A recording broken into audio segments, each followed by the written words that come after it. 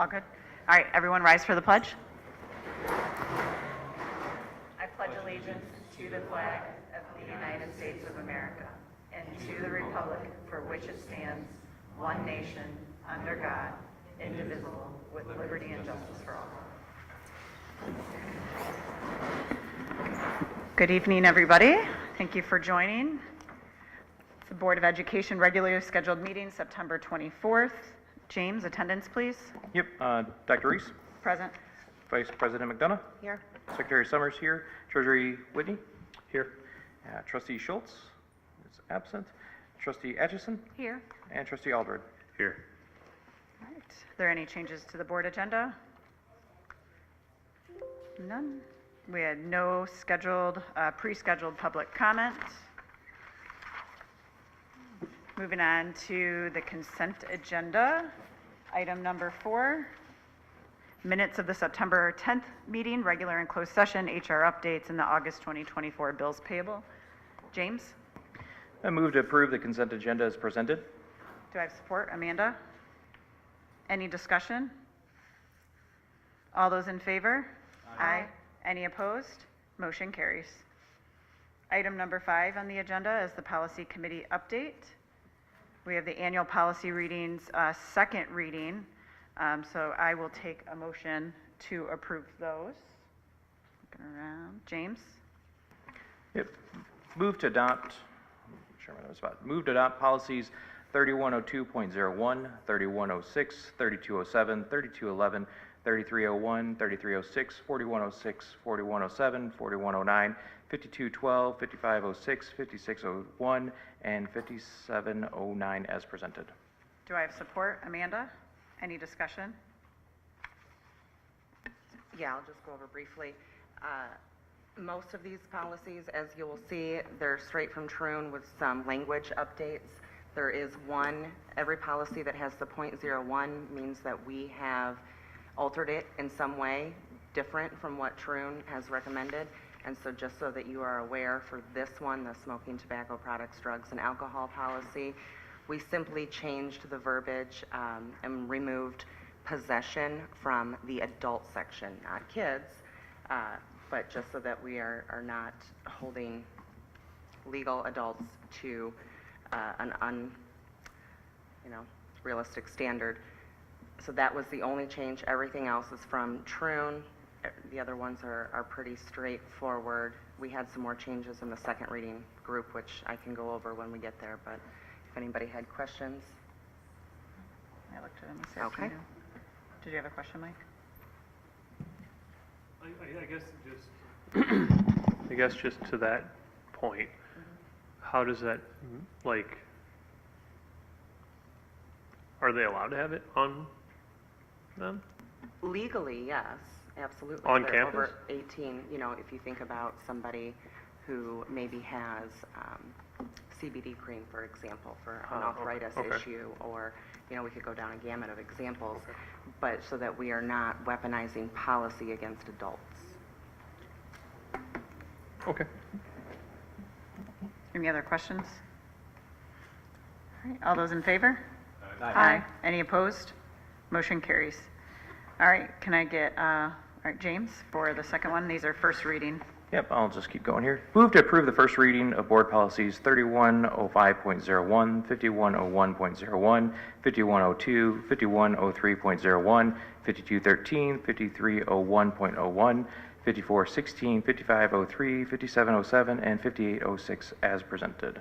Do I support? Amanda? And then discussion? So for these, as you will see, there are a few more .01 policies, which means we had made changes outside of Troon's suggestions. So just to give a quick overview for visitors and volunteers, those that were on the board last year will remember we had changed that to make sure that visiting sex offenders were required to have conditions imposed on being in the building, and that was different from Troon's language. So we kept that in. As far as the student expression policy, the change that we made was Troon had strictly prohibited student walkouts, and we came up with language that said something to the effect, I don't have it in front of me, but walkout that does not cause interruption to the school day. So we value our students' rights of expression, and especially in this district, we didn't want to make that a complete policy, that it was strictly prohibited. Search and seizure, we had gone through Allison last year, and she approved the changes for that .01. And the attendance policy, we had changed some things because it had required certain doctor's notes and things that most of the principals had come to us and said, this is not realistic, we can't do this. And so we adjusted it to fit.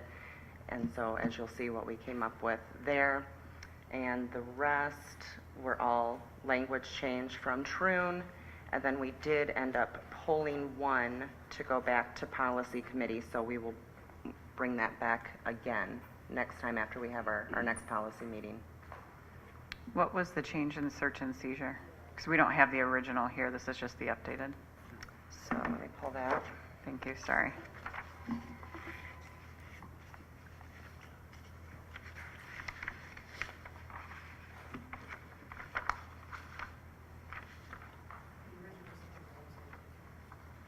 The originals are, Let's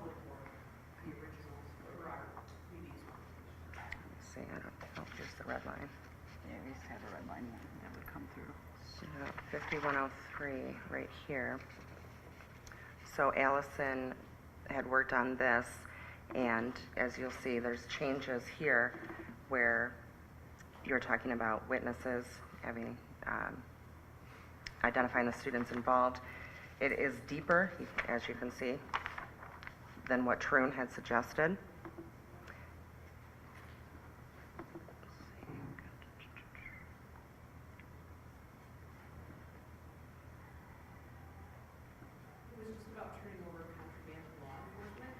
Right, the chain of command, right, with law enforcement?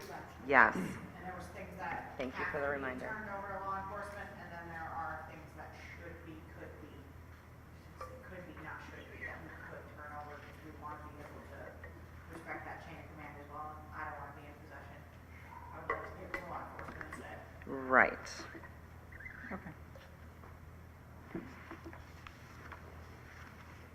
Any other questions? All those in favor? Aye. Aye. Any opposed? All right, we'll bring those back for second reading next meeting. Item number 6 on the agenda is Finance and Operations. Mr. Fitzgerald. What about governance? Oh, Governance Committee, I skipped one, I'm sorry. All right. Just kidding, John, sorry. I need the exercise. I wrote right over top of it, I apologize. So, well, Chairwoman of the Governance Committee. All right, I'll keep going now. So we had governance last week. It's Aaron, Mike, and I on Aldred on that one. And we picked up where we left off. We had a bit of a gap since the last time that we met. And so we really picked up on our operating procedures and how we are going to structure it. We looked at other districts and best practices of that and worked together to get a nice cohesive layout that we'd like to see, which includes, the procedures for becoming a board member, standards of conduct, how our meetings are operated, and it really, it's not just for us, it's for the community, for potential candidates. It's going to be a great resource for all of us to be on the same page when it comes to governance of the board. And it answers a lot of questions that people may have as far as where to find, what's the chain of command. And so that's basically what we went through this meeting. We have scheduled another meeting. We have scheduled one per month through the end of the year. I think most of our committees are going to do the same thing. And that way we're hoping by January that we have something that we can bring and onboard our new members and structure our meetings for next year so that we're on a set pace of certain topics. Every year in May, we'll look at this part of the district every year. And so that way everybody knows what to expect for the whole coming year. So if you have questions on certain topics, you know ahead of time when it's coming to the board and to prepare yourself. and it also helps, you know, our ad team and leadership so that they understand fully. I think that was a pretty good synopsis. Anything to add? Nope. Okay.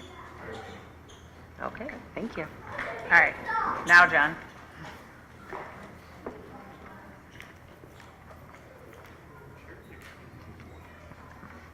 To chair for us. Good evening. In your board packet tonight is the draft first reading for a resolution to join MyLAF, the Michigan Liquid Asset Fund. We talked a little bit about a last board meeting, and just in summary, it's the MyLAF funds. It's a professionally managed local government investment pool. It's very similar to a money market, with a few different changes because it involves school entities, and we're governmental entities because it has hence the name local government investment pool. It does comply with all the state laws relative to allowable investments. All school districts are limited to a certain set of types of investments, such as U.S. Treasuries and things of that nature, and what we can invest in.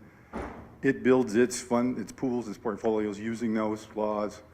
Primarily, they do what most of the rest of us do when there's a smaller amount to be invested, or some of the banks do, using commercial paper and other top-tier rated investment vehicles. It does provide an investment alternative for school districts. That's really its history. It was established back in the 80s. The MESB, MSBO, and MESA organizations partnered with a couple of bigger school districts in the state and created this pool, an investment pool. They established a declaration of trust, established bylaws. The goal of it was to create competitive pressures on local banks from a perspective of, at the time, banks were not playing very fair with school districts when it comes to the fees and transactional fees they were charging. And they were all acting almost in a sense of collusion. So the group got together, created this fund, and created competitive pressure.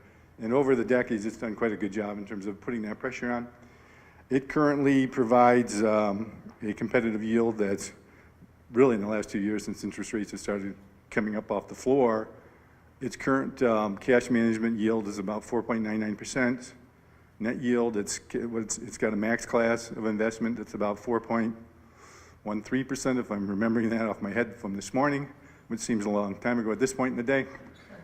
So comparatively speaking, those are net yields. So those are the actual yield and investment that the investing districts receive. There's about 425 local districts participating in the fund. There's also some community colleges, counties, a couple of townships. So it's all government-based and dominated by the school districts.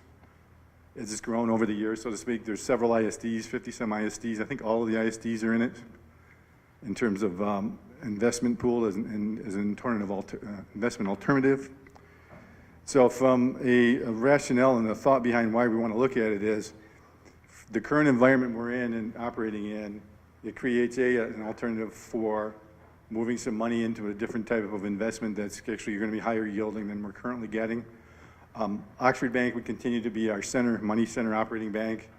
MyLAF would be used to create a secondary place to do some investments and ideally improve on some of the returns relative to the banks. They operate in two different worlds, so it's understandable from a competitive investment return point of view. But more importantly, at least from my perspective, it creates a secondary place that we can put some funding in should we run into a cyber issue where we can't get access to some funds at one of the institutions, or if there's an FDIC issue with, let's say, our current operating bank, and by no means I'm implying that about Oxford, but my mind and practice goes back to about 2008-9 when we had the real estate taxable value crash and banks were being seized up, so to speak, in terms of restricting and what you can get out of those banks. The lesson I learned from there was to make sure you've got funding in multiple points. So from a making payroll point of view, even if a bank has got to have a visit from the FDIC folks, they usually sit on their asses for 72 hours or more. And if it lands on a payday, you're going to have a problem. So and then with today's world, with all the stuff going on from a cybersecurity perspective, who knows what kind of real threats are out there in terms of any institution, in terms of, let alone money-based institutions. So, and from that perspective, from a strategy point of view, more than one places of having and funding around kind of diversifies and diminishes or helps mitigate the risk associated from having the ability to make payroll or having some funding tied up because of some, outside issue. So from the statistical point of view, the funds portfolios themselves carry all Standard & Poor's AAA M-rated ratings. The little m is specific to the money market class. Like I said, this is very similar to a money market, operates 99% the same way as they do. There's a few tweaks because it's governmental entities involved. And from a governance point of view, there are, I believe at this point, 15 trustees on the board. Permanent seated trustees involve the executive directors from MASB, MASA, MSBO.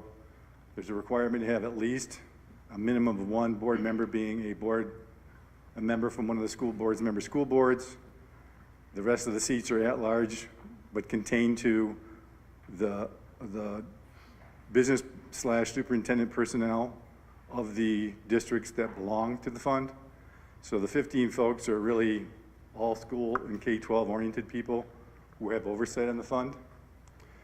And some specifics about the fund, its investment balance and total portfolios breached $9 billion not too long ago. As we move it deeper into this summer, fall, as school districts start depending upon their savings to make payroll, because the way our state aid system works, that usually dips at that time of year.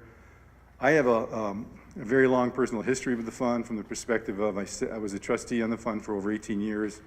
I've held every role on the fund, from chairman to audit chair to trustee or treasurer, in terms of all the roles that can be done and responsible for within the actual trustee structure.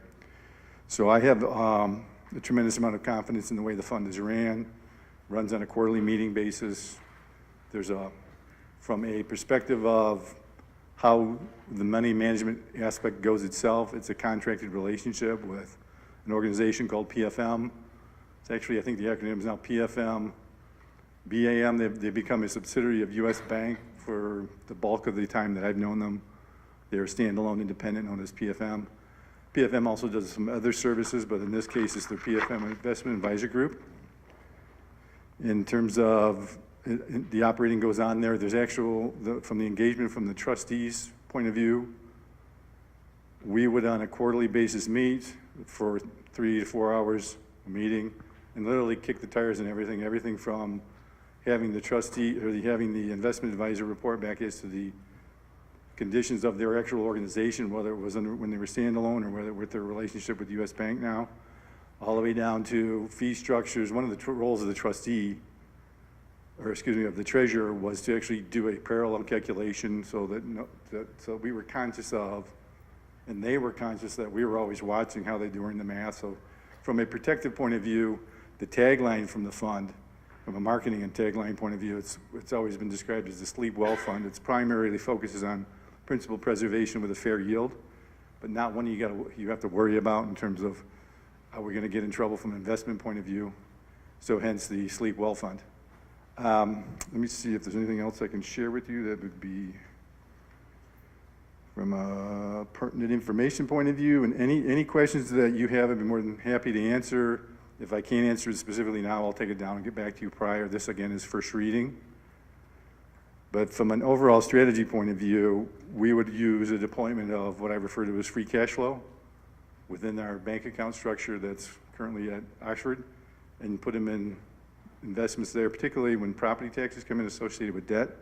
There's usually a very long 4 to 6 month window before you need that money. So you can establish a longer term, better rate by doing that kind of an investment versus keeping it at the operating bank. Typically you can. So typically the operating bank itself, Oxford, has a earnings rate structure that is it's not a clean interest earning mechanism. It's more about an internal earnings that they credit us against internal fees that we generate. So it's hard to compare one-to-one from an investment point of view on the books. So to be fair to Oxford, what we'll show is investment return will be much lower on the current books relative to this, the return that we'll be getting from the MyLaf world. But that's because it's done in an earnings credit approach. And if you let me go too deep in the weeds on that, I will take you there, but I know it's a long night and I don't want to put anybody to sleep on it. But if you, I'd be happy to talk to more about it and more now if you like, or at a different time, and how all that works. If you have any questions, thoughts, concerns, I'd be more than happy to do my best to field them now. And if I can't answer them adequately now, I'll get back to you tomorrow with answers. Yeah, I have some. How much are you considering putting into this fund? Well, from a strategy point of view, working from backwards from where we're at with Oxford and how much earnings credit we're earning, typically you would keep the amount of money, maybe a little more, in that bank to generate enough earnings credit to pay all of our transactional fees costs. So that's the trade there. You're getting credit against fees, so we're not incurring any banking fees because it's traded off based on the bank balances we have there. So there's a certain level of money you keep there to generate the maximum earnings credit to pay those fees off. Once you breach that number, then that money becomes eligible for, do we want to deploy it in a different funding investment, whether it's, excuse me, the cash management fund, which does not have any time requirements on it. Excuse me again. You can literally put money in it over the weekend and pull it out Monday. There's no penalties for that or anything. There's secondary class, the second class investments called the max class. Ideally, they want you to keep it there for 14 calendar days, so it gives them a longer time frame to invest that money on the back end in terms of the fund operation. But if you actually needed it back, say in 10 days, I have yet to see in 20 years interacting with the fund, them charge a fee. Like comparatively speaking, if you had a CD, if you bought a CD and you had to break it early, there's usually a penalty involved for doing that. 50% of your interest earned or something like that. That doesn't, I have yet to see that actually happen at MyLaf, but it is, they do make it in the write-up that it may happen. I've yet to see it happen. So those would be the primary two investment vehicles we'd be utilizing. So if what I refer to as free cash flow is that, so the amount of money that's a certain percentage above what we need to create our earnings credit at the bank would be eligible for investments. It's not to say we'd move it all over there tomorrow, because really it boils down to our working capital needs and the quickest way to, most operatingly efficient way to keep them in-house, i.e. at Oxford, or deploy it at another investment opportunity. So hopefully, I'm not sure I talked around here. Range, you know. Well, it could be, What I'm it getting could at be, is this FDIC insured? and no, it's not. So only Right. banks have any FDIC insurance. So how much potentially, because you brought up a good point with the cybersecurity, I mean, that could hit anybody. That Right. could hit this fund, that could hit anybody. But the difference is with Oxford Bank, we're FDIC insured. Well, and we're with this- FDIC insured up to $250,000, Okay, and we have a lot more than that there. okay, so So what's we the would still range that we're looking at? utilize,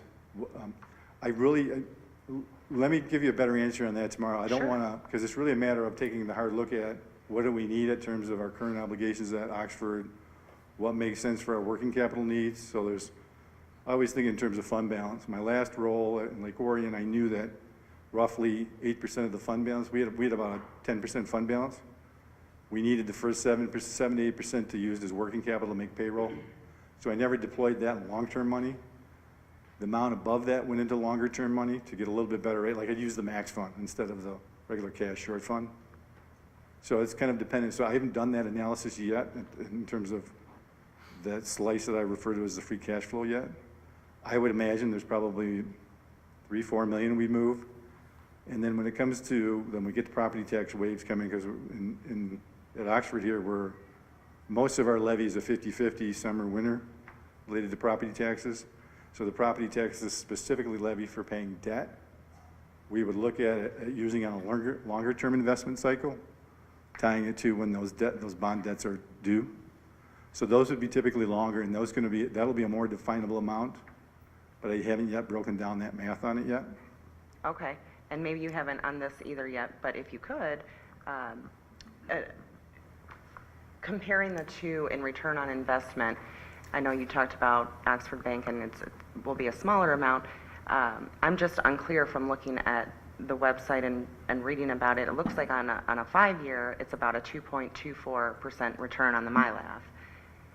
can you give us an idea of how that compares to Oxford Bank? And So on the 5-year, the 5-year that they're showing on the MyLab website is just a 5-year history of returns. We can't, as a school district, invest for 5 years, 5-year vehicles. There's a time limit based on the state law. That's more of a history of what the 5-year rates were, averaging out over those 5 years. And if you think back even 2 years, or even literally 6 months ago, maybe 2.5 years ago at this point, when interest rates were 2 basis points, that's added in there. So in terms of bank world, we were probably getting 1 basis point on our funds.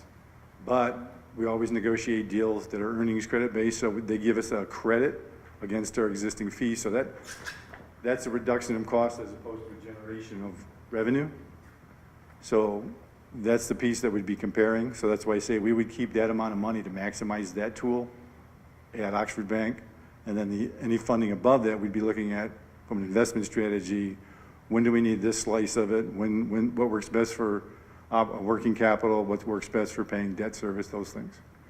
So to do a one-to-one comparison, it's almost an apples and oranges. But in terms of maximizing the return on investment, MyLab will be materially higher than Oxford. So in a normal interest rate time, which I think we're going to eventually get back to there, hopefully, short-term money at a bank is probably 2 to 3%. You can get a CD for 5 or 6%. At MyLab, the normal return is 3 to 4% because they use commercial paper, repos, overnight products they yield better, and they have to be fair to the bank, they have a different flexibility in how they do their investment and maturity planning in terms of what they've got invested in. So it's almost an unfair comparison in that regard, but from a district point of view, I don't want to put us in the position or sound like I'm putting us in the position of choosing one over the other. We would use both facilities that maximizes the district's benefit, whether it's a reduction of cost or an increase in interest revenue. gotcha. So, I mean, I don't want to sound like I'm dodging your question. No, It's just kind of no, it's very helpful, thank you. Do you know, because I was unclear, with those rates, does that include management and administrative fees, or is that before? Yeah, no, that's the net yield. Okay. So this morning's net yield on the cash fund, the cash class, was 4.99%. So when I say net, the gross yield was probably somewhere in the neighborhood of 5.15%. May do the math here, less than that, maybe 5.09%. The way that PFM makes its money is much like everybody's seen those commercials for Fisher Investments. Same kind of thing. They take the money, it's stratified into the first 500 million that they're managing. They make 8 basis points on. And a basis point, there are 100 basis points in 1%. So they're making 8 over 100 of a 1% in terms of that 500 million. The next 500 million, it drops to 7. The next billion, it drops to 6.5, and beyond it to 6 kind of thing. So it's a tiered, the bigger they grow the pool, the more we'll benefit, because the overall average cost then drops and our net yield goes up. So to the long answer to your question, the rates that I mentioned are the net yields that the district receives. Okay, thank you. Last one, sorry. So your experience with them has been with PFM, but they've been acquired by U.S. Bank. Well, they haven't been acquired So- by U.S. Bank. When you say that, What's the- PFM has been acquired by them. Yes. Not the fund. So have you noticed, does that materially change their structure? How does that affect? When they took them over, I'm going to say 2021, Yeah, maybe, was that 3-4 years ago now? The concern of the board, and I was on the board at the time, was just that. We like, when I say we, MyLab wanted the PFM because they're good at what they do. They started as literally a back office shop several years back, grew up to be one of the biggest in the country in terms of managing local government investment pools, specifically local government investment pools. Like, they probably got 20 of them under management. And U.S. Bank has next to zero in terms of LGIPs, local government investment pools. They've got experience in money market funds, and there's a little difference. The money markets are SEC rated and managed. Local government investment pools are not, but this fund chooses to follow the same rules. We concluded with them years ago that at some point they're all going to merge and fall under the same rules. So we made sure, we being the trustees of the board, made sure the investment managers were doing things that would comply to the point where we thought everything was going. And they still think it's going to be managed that way down the road, but at any rate, we, having the same concerns, we've had many meetings with them, and what's actually been installed in some of the meetings are we make them do, or I'm not on the board anymore, they make them do report outs on a position by position, how things have changed, the rationale for change to meet that concern. By the time I left, and I just got off the board effectively last December, this past December, they haven't changed anything. There's a couple of personnel changes. 2 long-term people at PFM retired, one of the actual founders, and then one of the other, not too long after, director partners did too. I don't know, the one I understood, the other one was a little, he's not that much older than I guess I can, if I was in his shoes, maybe I would retire, but they bought that fund because they knew, US Bank knew they didn't have the expertise, and they wanted that expertise under their umbrella. And part of the agreement for the sale was, we're successful because we run things this way. And they had to commit to running things that way. We're confident they're going to stay that way, or the fund trustees are confident it's going to stay that way. But in my mind, the reality, at some point, US Bank's going to have to put US Bank stamp on how they do things. So the board still runs a review of how things are done, and they're not shy about saying to PFM if they become concerned about what US Bank's doing to them in terms of the management model, they will immediately go out and do an RFP and bring in a new investment manager. So there's no apprehension whatsoever to protect the fund. And because they're just the contracted investment manager, even though they've been there a long time and under a few different formats, independent and owned by US Bank, if they're not doing a good job, they'll be kicked. They'll be kicked out and bid out and brought back into someone else who will do it the way it's wanted to be structured, because it's been a very successful fund. It's met and exceeded all its goals. And I think just by the nature and the number of actual public schools that utilize it, 85% of its public schools, it's got to be about 425 districts. So I'm not concerned about that. But at the same time, they've got eyes on them still. Thank you. Yeah. Questions? My only comment is, so we have another finance committee prior to, if we were to approve this at the second reading, could we get in a little bit more in the weeds on the analysis component of it at that meeting? So when we come back for the second reading, we feel a little bit more aware of what that looks like. Absolutely. Okay. Absolutely. From You an good with that, analysis Mike? point of view, Yes, like a Trevor. immediate strategy perspective. Yeah. Right. Yep. I think that would make us feel a little bit more comfortable with it. All right. If someone is willing to make the motion for the first reading, does not approve anything tonight, we'll review it at the October 4th Finance Committee, and then we're back here October 15th for the second reading, and we'll give a finance update prior to that. So, all right, Amanda? I move to approve the first reading of the resolution to join the MILAF Plus Fund as presented. Do I have support? Mike Whitney? Any other discussion? All those in favor? Aye. Any opposed? Motion carries. All right, item number 7, safety and school operations. Dr. Williman, School of Choice. Hi, so I've brought the school of choice letter, the memo that needs to be read and then approved at the next meeting for the school of choice window for the second semester. So we have K through 5, which would be unlimited seating based on current enrollment. School of choice enrollment window would open November 12th and close November 26th for seated. Oxford Middle School, 6th through 8th grade, and Oxford High School, 9th grade, unlimited seated. School of choice enrollment will open January 6th and close January 20th. And then Oxford Virtual Academy, kindergarten through 11th grade virtual. School of choice enrollment will open January 6th and close January 20th for virtual. Thank you, Allison. We did have a community member reach out and ask a bit about the process for School of Choice. Could you go over, you had a great response, I would just like you to go Sure, I over. should have printed that email out. It's an application, and they put down where their preferences for what campus they're going to go to. That is based on what current enrollment is, and then we also leave room in case there's anyone who could move into the district. And of course, we want to stay within the contractual limits. So that does mean classes that are on the larger side. Just because you select that campus doesn't mean that's where you're placed. It's based on where there's room at the time. And then we do have some classrooms that are at that limit and have been at that limit since summer. So if they listed that campus as their first choice, we're going to go to choice number 2.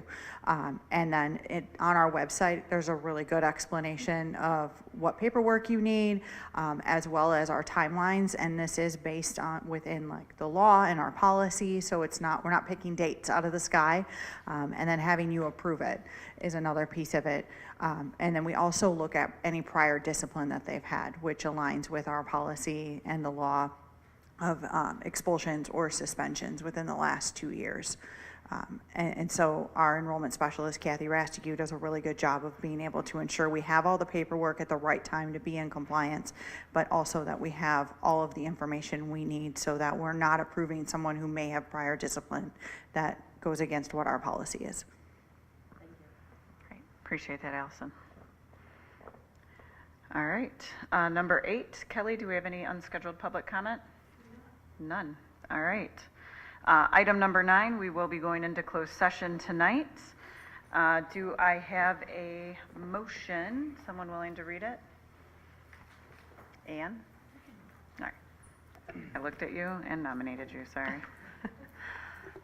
Move to meet in closed session pursuant to the Open Meetings Act, Sections 8E and H, to consult with its attorney regarding trial or settlement strategy in connection with case numbers 12-1492, 23-1484, 23-1490, 23-1483, 23-1563, 23-1493, 23-1560, 23-1489, 23-1565, 23-1494, 23-1564, 23-1487, 23-1561, and 23-1496 pursuant to MCL 15.28E, and to consider an attorney legal opinion which is material exempt from discussion or disclosure by state and federal statute pursuant to MCL 15.268H. Do I have support? Amanda? Roll call vote, James? Whitney? Yes. Summers, yes. Atchison? Yes. Aldred? Yes. McDonough? Yes? And Reese. Yes. Right. It is 7:08 PM. We are entering closed session.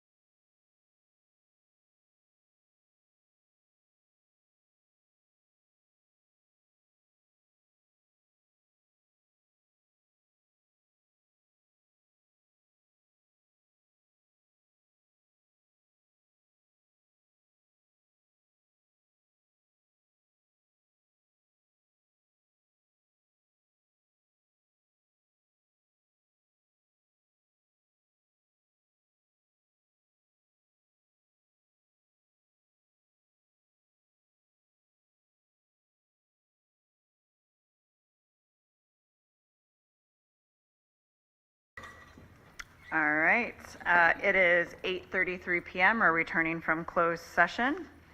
Next item on the agenda is the scheduled activities. Administrative clarification, Dr. Milligan is not here. Final board comments, I do want to thank Ann and Amanda for joining me in Lansing last week to talk to some legislators about bills that are in process in school funding. Those who we did get to connect with, I thought was great, including our own Senate Representative Ruth Johnson. We thank her for taking time to have lunch with us. She spent probably a good 60 minutes with us, which was nice.